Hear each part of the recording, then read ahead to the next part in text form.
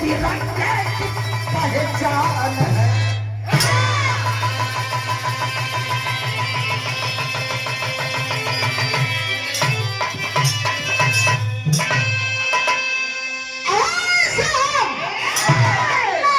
भारत के जवान कहते हैं, मेरे भारत के बड़ा, अगर दुश्मन नजर उठा के देख दिया तो इन सालों की आंख काट के रख देंगे।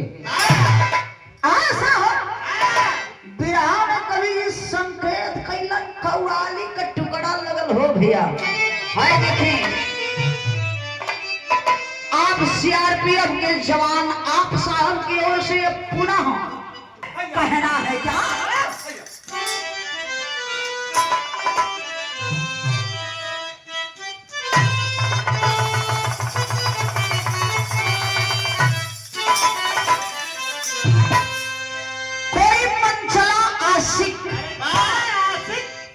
आशिक कौन चीज कर रहा है? मेहरारू वाला ना, वो पिए वाला आशिक रहे। वो आशिक कहलस का कहे? वाह,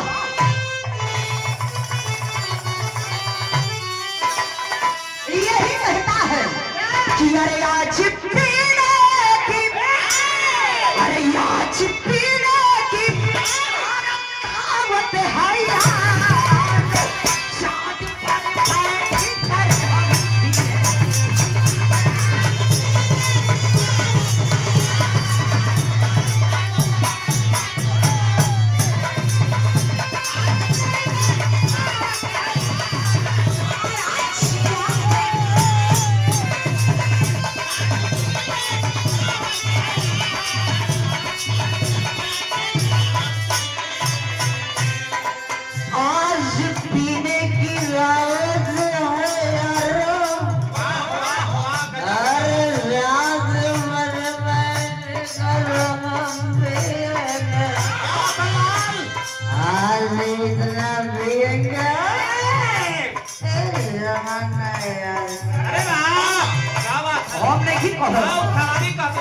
कहत रहे कि आज पीने की दावत है यारों, रात भर गरम पिएंगे। उनके जुल्फों के साये में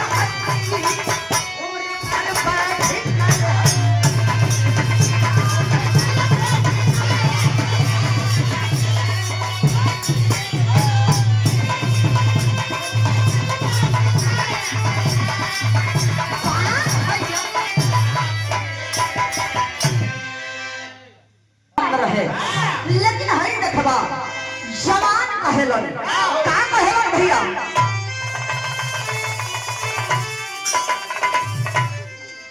अरे सींच तो खून से इस चमन को, ये चमन जो मेरा भारत है, हम इस भारत के मूल निवासी हैं, तो मेरे जवान कहते हैं अरे सींच तो खून से इस चमन, चमन ये हमारा ही हो।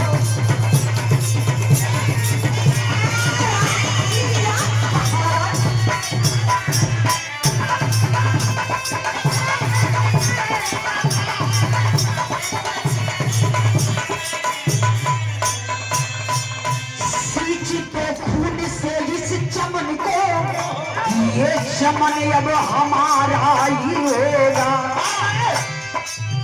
क्या पता जन्म फिर इस धरा पर, क्या पता जन्म फिर इस धरा पर, ये धरा जब हमारा।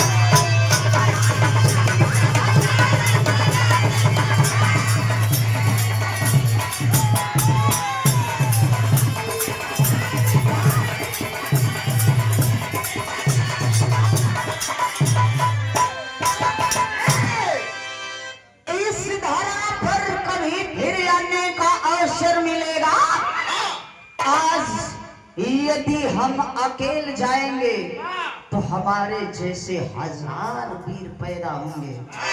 ये हमारे जवान कहते हैं।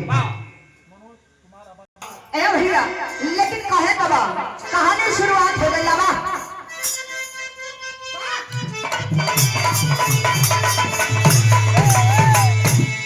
कहना है आज वतन के पल में भी पत्थर जो चढ़ेगा।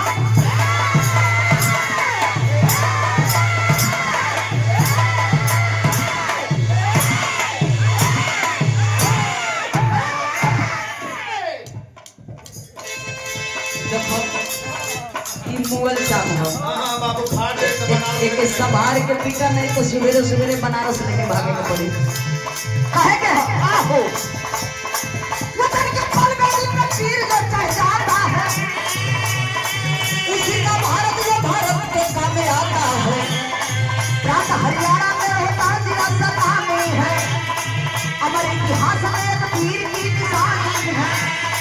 जनवरी 13 1978 आया है। मोहदा जिला में मोहित जी ने पाया है। पिता का सपना था इंजीनियर बना होगा। पिता का सपना था इंजीनियर बना होगा। जिला मोहित आज नहीं जाए।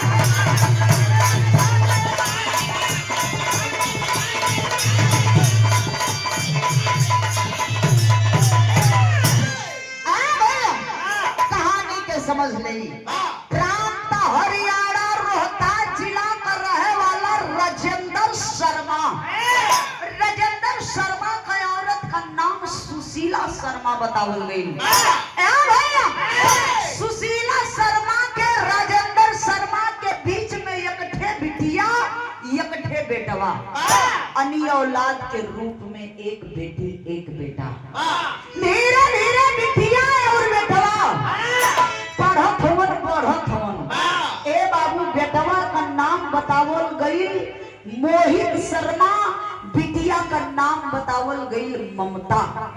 ए भैया ममता बेटी पढ़त अड़ी रोहित शर्मा पढ़त हुआ। ए भैया राजेंद्र के मनवा में हो कि हम बेटवा के पढ़ाई लिखाई के इंजीनियर बनाई। लेकिन बेटवा को मनवा में तो कुछ और ही चलत हो।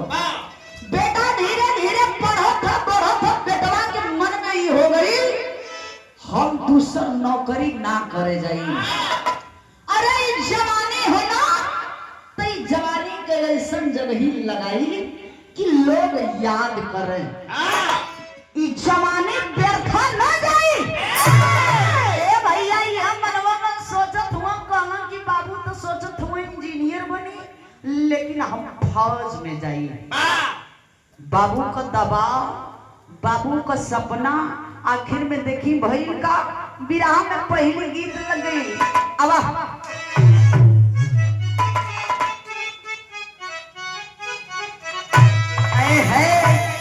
कोनो दुल्हन अपने दुल्हा से कहलस कि ये सुना देखो जिंदगी में बहुत कुछ हुई लेकिन तनी सा हमरो एक ठे काम कैदा।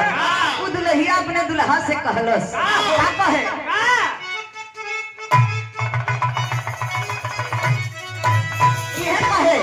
कि अरे चाहिए नहीं दुल्ही कहत है कि चाहिए नहीं लाख पिया चाहिए ना करोड़ हो।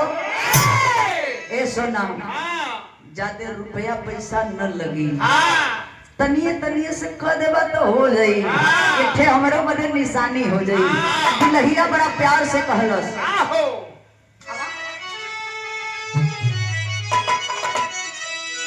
अरे लगी ना करोड़ पिया लगी ना ही लाख हो। अरे ये कही चीज हुई बिना छूछ बात नाक हो।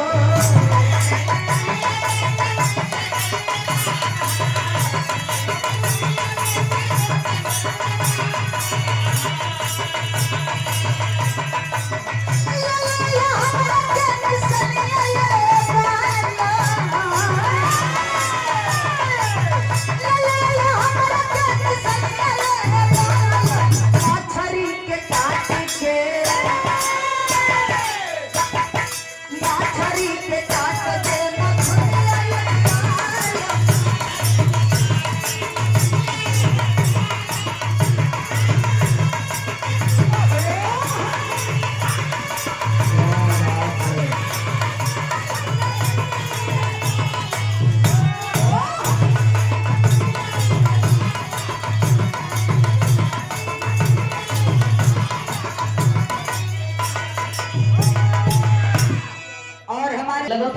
देखवा बाबू का सपना रहे भइल का बिरहा में भाव लगल हो कि सोचे बाबू माई ओए सपना सकार हो।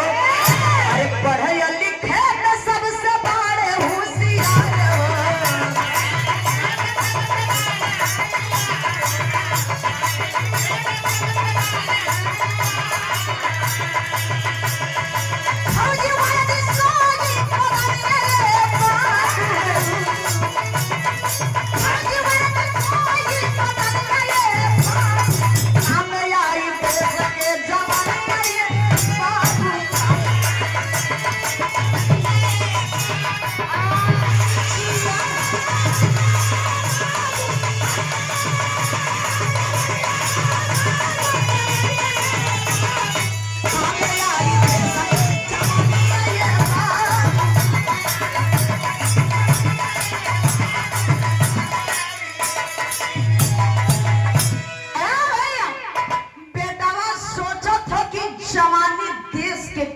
लगाई लेकिन बाबू एक दिन हाथ जोड़ के बेटवा के सामने खड़ा हो गए। कलन बेटा आई हमार मोछिया राख दे रे बेटा। बाबू हथवा जोड़ के खड़ा हो गए। कलन बेटा अरे हम जिंदगी भर सपना सजवने की बेटवा के अपनी इंजीनियर बनाई लेकिन तू का चाहता बेटा। ए बाबू देखी तैयारी कैलन हम बाबूजी के मन से। जब बाबूजी के मन से तैयारी कैलन तब देखी मोहित आज इंजीनियर हो जाते हैं। इंजीनियर तो हो गइलन ये साहब। इंजीनियर भइला के बाद में आखिर मन ना लगत है भइल का।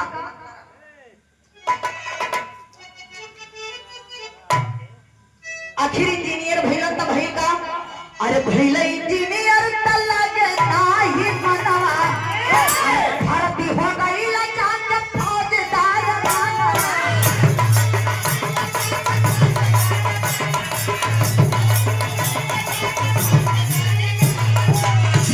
अरे बिना कइले हंस के बिना कइले हंस के अरे दुल्हन नहीं आए बाबू।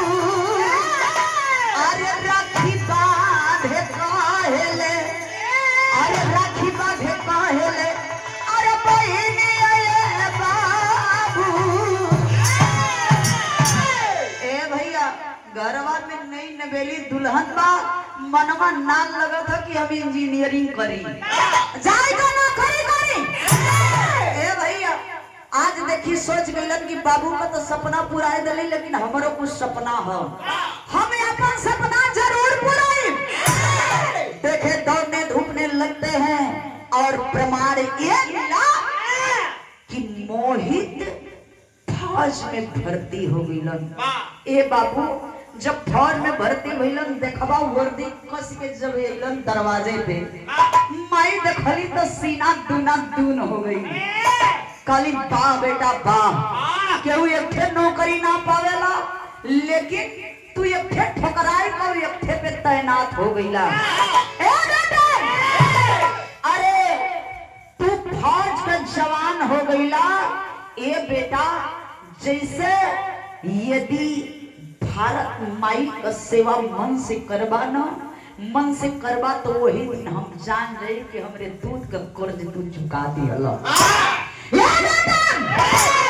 फौज में होना तो एक बात मेरी कान खोल के सुन लेना। फौज का नौकरी कोई ऐसी तैसी नहीं है रे बेटा। कभी भी ऐसा काम करना बेटा कि लोग तुम्हारा नाम करें। ए बाबू मन में मन बड़ा खुश हो आई के माई का पैर छोड़न बाबू का पैर छोड़न है भैया। एक दिन आराम कइलन दूसरे दिन कलन की माई हमके ड्यूटी पे जाए के हो वर्दी कस के तैयार भइलन जात हम ड्यूटी पे तबले मेहरारू न भर या कवारी धली हलस खलस राजा हो राजा जात हो त कहिया बा। फौजी जवान कलन की सुना तू हमार मेहरारू जरूर बढ़ो लेकिन साथ साथ तो हमके लेबल लग गई हो। वो कैसा लेबल लगल हो कि अरे एक जवान की पत्नी है, एक फौजी की पत्नी है। कलस बात सैया बा जात हवा तो ईमानदारी से ड्यूटी करिहा। ए बाबू ज्यों ही दुई परल आगे बढ़लन तबले बहिनिया ना जो ममता नाम का बहिन रहे, राखी थाली में राखी सजा के आके दरवाजा पे खड़ा हो गई। कलश भैया सपना जरूर पूरा कर लेला, लेकिन हई जात हवा ड्यूटी पे तो हथवा सजाला भैया, ये कलाई के सजाला हमारी राखी से। ए भैया इस कलाई को मैं सजा दे रही हूं और जब तक रहना तब तक इस राखी की कीमत को कम मत होने देना भैया, कम मत होने देना।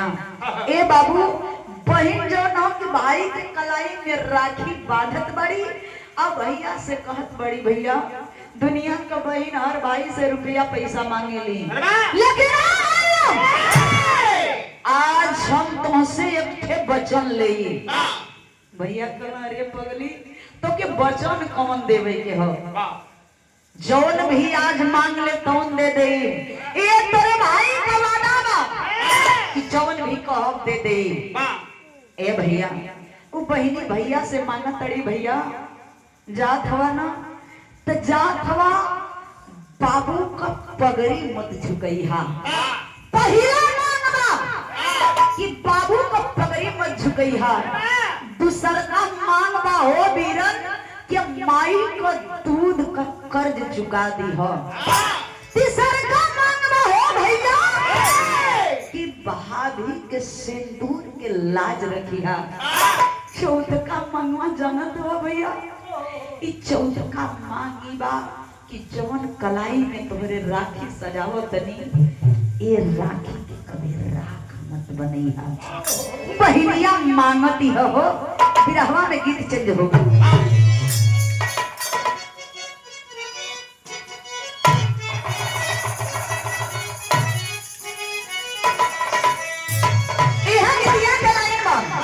जोने गीत के गुरुए जी बतावे जो कि आप लोग सुने, परम पूजनीय हमारे गुरुजी बताते हैं, बिरहा सम्राट संत शिरोमणि आप ही बताते हैं कि कभी कभी वैसे हमके तो कोई सिखावे वाला नहीं रहल, लेकिन आप लोगन को मोबाइल से बिरहा देख देख के ऐसा जुनून चढ़ल रहे ना कि बिरहावा का डायरिया देखते देखते कब सूत जाई पते ना।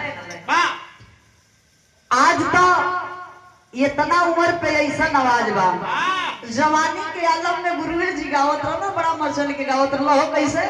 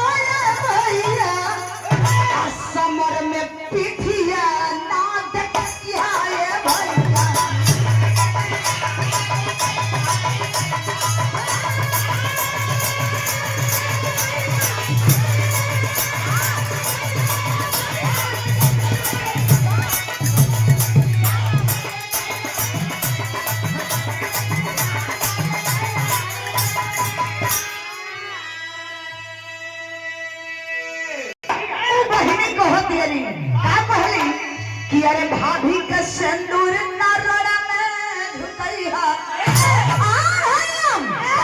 अरे भाभी जब तोरे नाम का सिंदूर मंगिया में सजाए ना ओ भाभी के सिंदूर का लाज रखिया हो वीरन कहो तारी कि अरे भाभी के सिंदूर न झुकई हम रखिया के हमारे ना राखी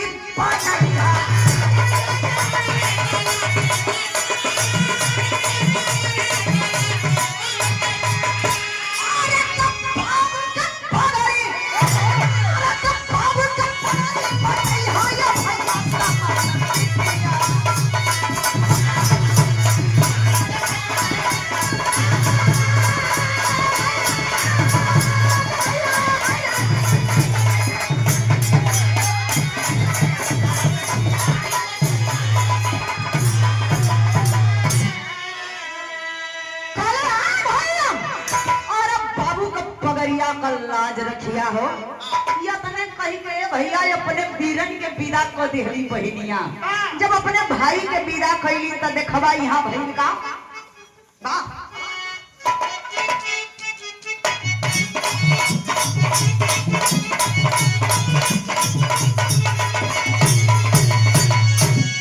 यह देखा गीत का लाइन बा अभी अभी गुरुजी के और से सुन ली हो कि पूरी उम्र कमर कन्या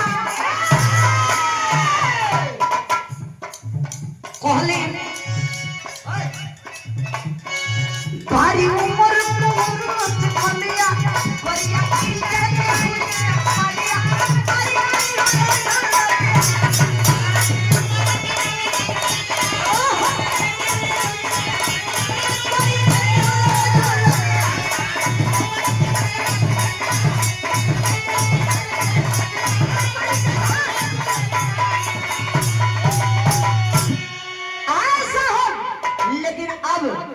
सुनने वाले साथी गौर करेंगे जवान चला है ड्यूटी पर और जब जवान चला ड्यूटी पर ऐसा हम गौर करेंगे आखिरत में 1 दिन ड्यूटी किया 2 दिन ड्यूटी किया 3 दिन ड्यूटी किया जब चौथे दिन ड्यूटी पर चलना है ए साहब तब तक देखबा भइल का कि अरे सन सन चले गोली सरकात पे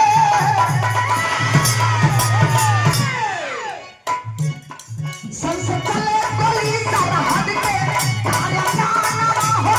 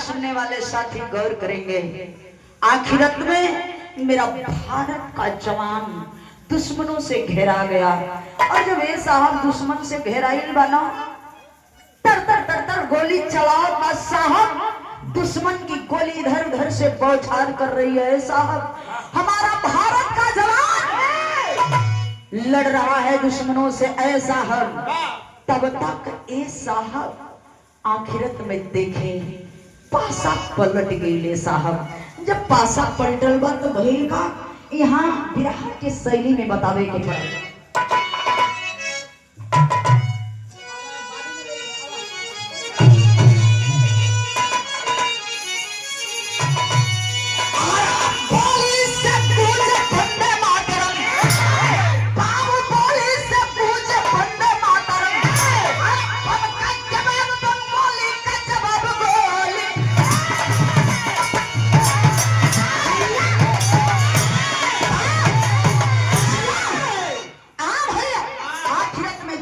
तरफ से गोलियां बम बारूद चल रहा है साहब। तब तक दिखवा भइल का हो, माता बहन वाली गीत लग गई।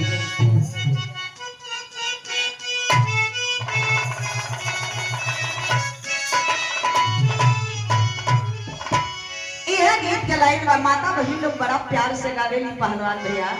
कैसे गावेली कि अरे बिबिया क्या प्यारे जाने काटी गए बाबा, अरे बिबिया क्या प्यारे जाने काटी गए बाबा, अनबिया चिरयन के पास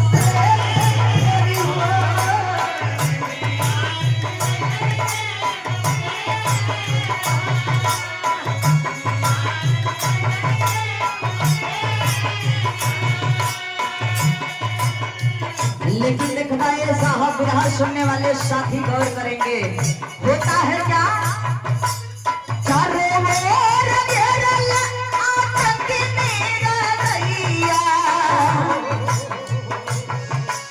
चारों ओर घेरल आतंक मेरा रैया, गोलियां के चले बाबा छाई हो।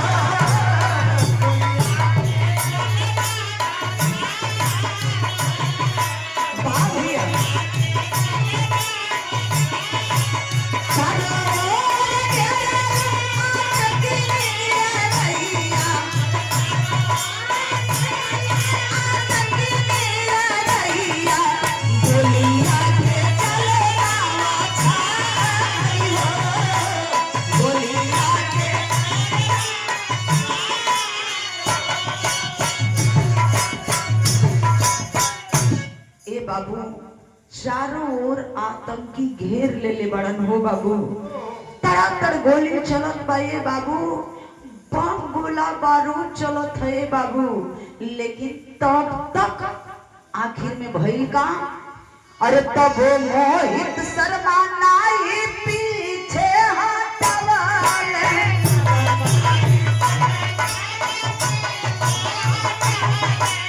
तब वो मोहित शर्मा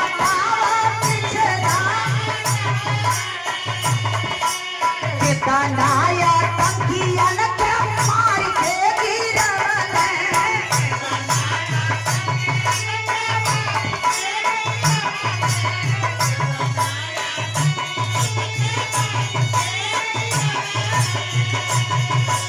सीनावा में गोली लागल गिर गइले भैया,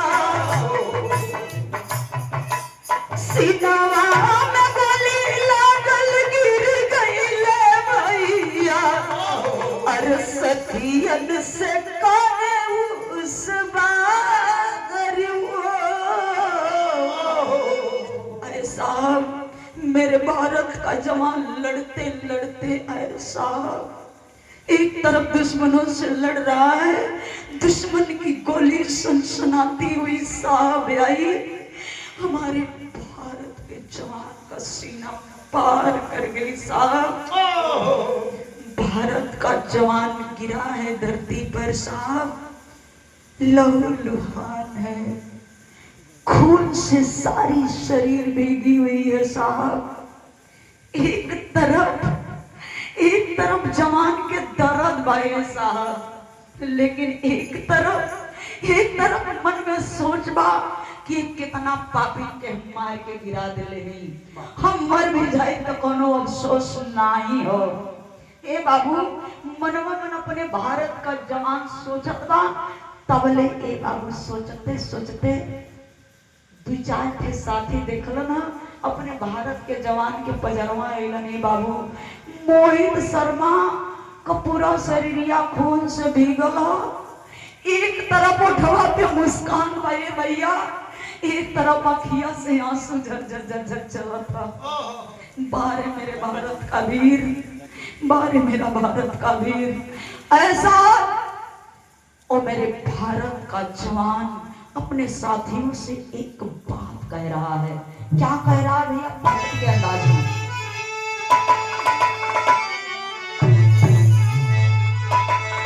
अरे कफन खोल पहने के दिया दिखाई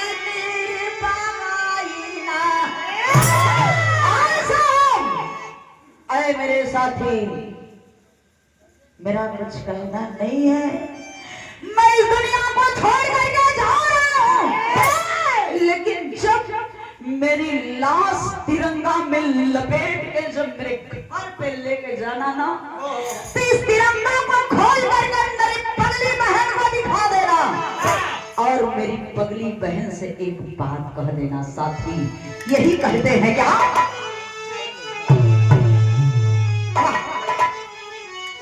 अरे कफन खोल पहने के दिया दे कोई निर्महिना, पीठ पे गोली खैलन तारो कोई निर्महिना।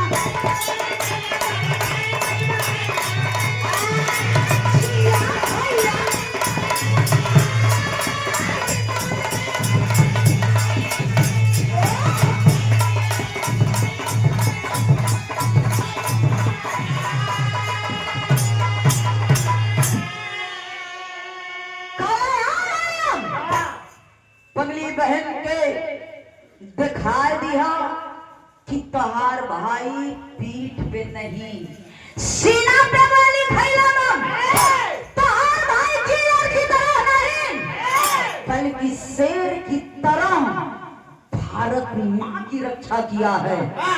ऐसा हम एक थे पतिया यौरी कह दिया का कह दिया।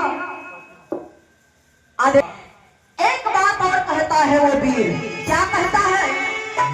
माई से कह दी हम मोहित दूध के कर्ज चुकवले हो, और बाबू से कह दी कि पगड़ी अरे नाई तार डुबवले हो, अरे दुल्हन से अपने कह दिया मेरा बगई नाम, अरे फिर से अपन ली है ब्याह रचाई मेरे बगई नाम।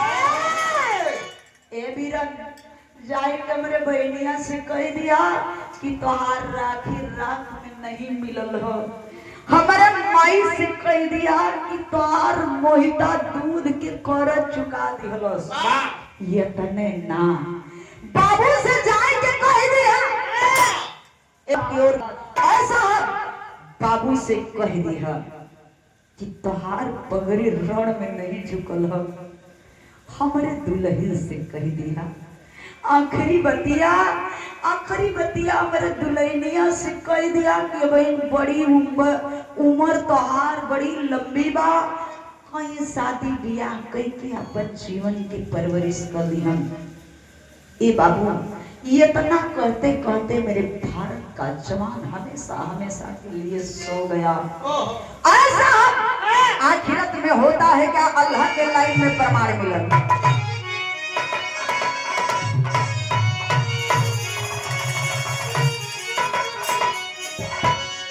अरे हो जला शहीद जेता आर सीमा पर सुगनमा, अरे युग युग करेला जमाना गुड़गा,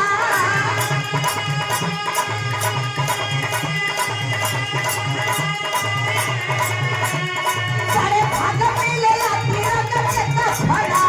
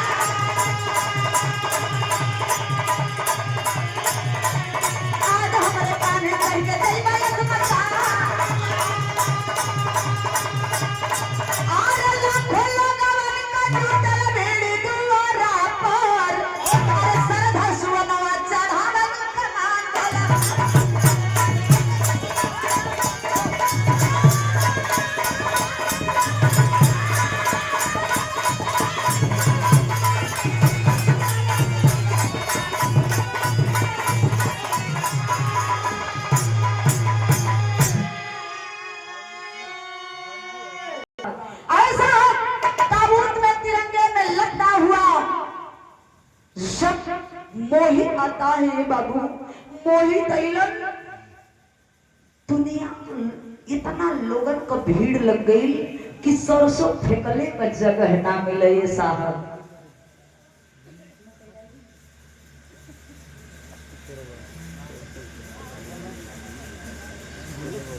और ये देखिए श्रोमणी बिरहा म्यूजिक नंदलाल रवि आरबीसीएल चैनल बा साहब का, और थोड़ा सा आप लोग ताली बजा के स्वागत करिए हमारे साहब का। आदरणीय आप गुरु जी के सबसे छोटे सुपुत्र हैं। आपकी ओर से ये प्यार में उठा हुआ सुंदर पुष्पहार और 1000 रुपए से सम्मानित किया गया। चरणों में नमन है, आशीर्वाद की प्रतीक्षा है।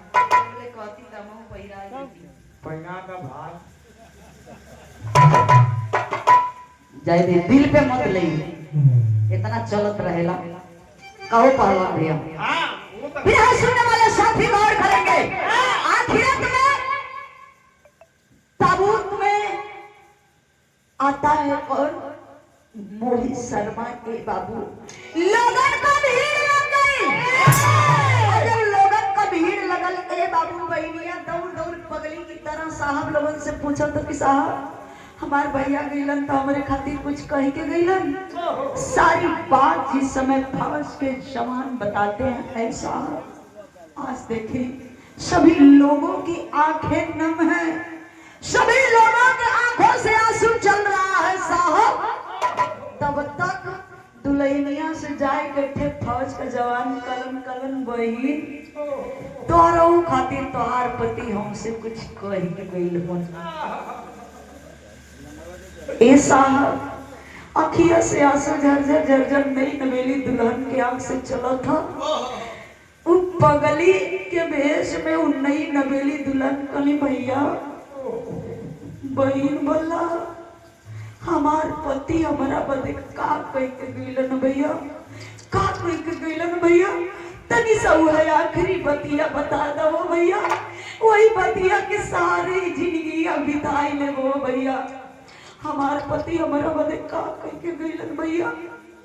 वो फौज का जवान कहता है कि बहन सुन ले, तुम्हारे लिए तुम्हारा पति क्या कह करके गया है। अरे ये कह के गईलन अरे बहन कि बहन बड़ी लंबी उम्र बा, तो केहू से बियाह करके अपन जिंदगी परवरिश कैला।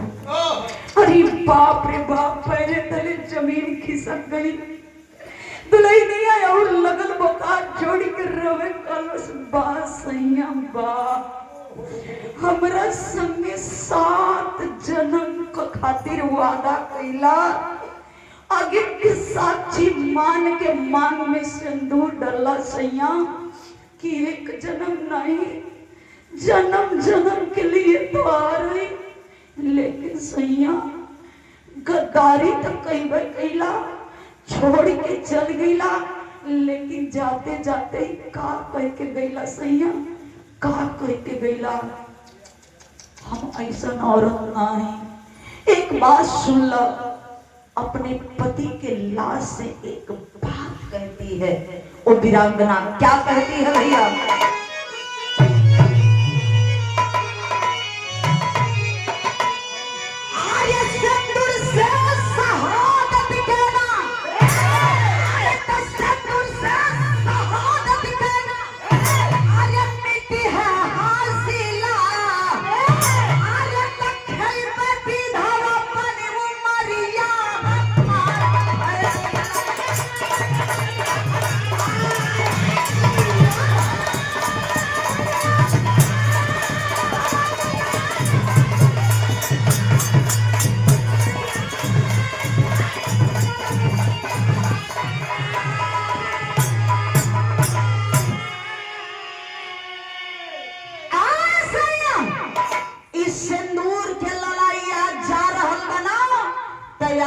सिंदूर के कसम खा के कहतनी सैया कि तोहार विधवा बन के जियल ठीक बा, लेकिन केहू का अंगना का शोभा बनल हमारा मंजूर नहीं है।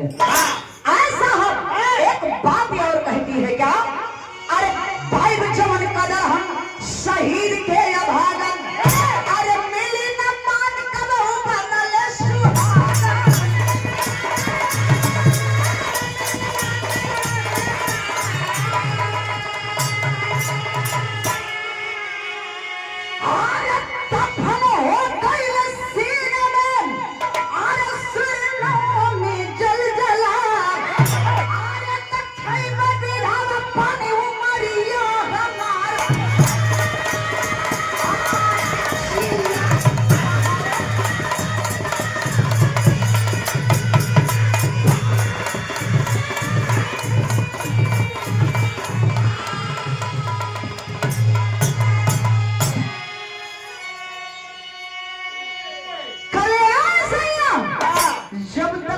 बाकी तब तक तोहार रहली, तोहरे सामने रहली, तोरा माई बाबू के सामने रहली। लेकिन आज ही जात जात सिंदूर के कसम खा के कहो तनी सैया कि तोहरे नाम पे पूरा जिंदगी बिता देई। एक ठे वीर का अभागन बन के हमारा खातिर जियल गर्व का बात बा। लेकिन हम ही सोचा तू हमसे कसम तोड़ा के चल गिला सैया, लेकिन हम तो हमसे कसम जीवन में ना तोड़ब, जब तक जिंदा रह तब तक। और आज भी प्रमाण है साहब कि आज उस औरत को एक भी बच्चा नहीं है, फिर भी आज भी है साहब। कहना है लास्ट में गुरु घराने का परिचय लगा। गुरु बिहारी गुरु रामलाल वर्मा कौन?